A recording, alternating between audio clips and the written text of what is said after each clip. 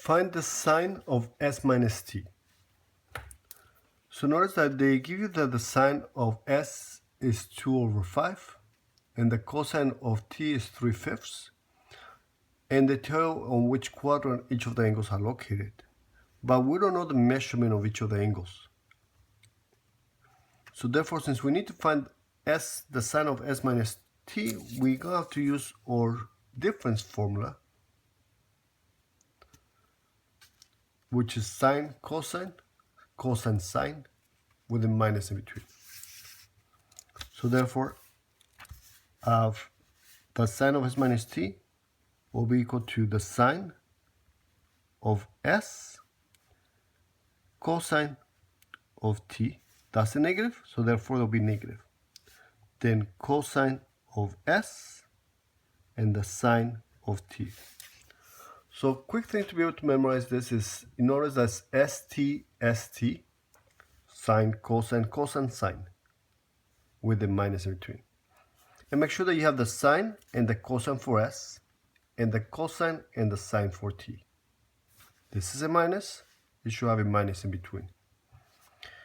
And I can substitute. I know that the sine of s is 2 over 5, so I'm going to replace that here. Sine of s is given to us, 2/5. They tell us that the cosine of t is 3/5, so I can replace that here. Minus cosine of s. We know that the sine is 2/5, but we don't know what the cosine is. So let me go and make an x and y axis for the s. And this is on quadrant number 2, so therefore it will be here. I'm going to make my right triangle here. Sine is opposite over hypotenuse, so it'll be 2 over 5. So therefore I need to find my missing side. I'm going to use my Pythagorean theorem. C squared is equal to a squared plus b squared, where c is your hypotenuse, so it'll be 25. A will be your 2 squared, which is 4, plus b squared. So therefore b is equal to minus 4 on both sides gives you 21, so b squared of 21.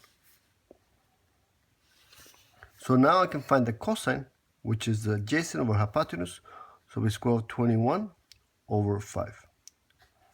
And I made a mistake. Can you guys catch the mistake? Yes. Because it's going to the left, make sure that you place it as a negative.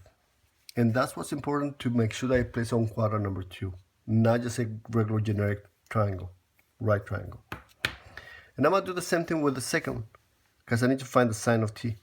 I'll make x and y axis. This angle t is on quadrant number 4. I'm going to make a generic right triangle. Cosine is SOHCA, adjacent over hypotenuse.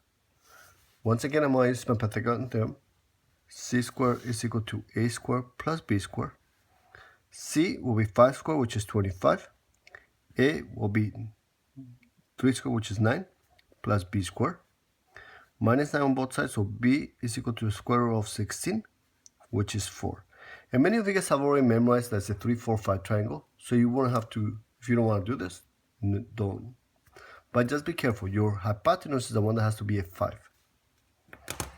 And once again, because this side's going down, that'll be a negative. So you have negative 4 over 5. Your sine is your opposite over hypotenuse. And now we just simplify. So it gives me 6 over 25 minus negative times negative is going to be negative. Square of 4 over 21, all over 25. So my answer will be 6 minus 4 square of 21 over 25.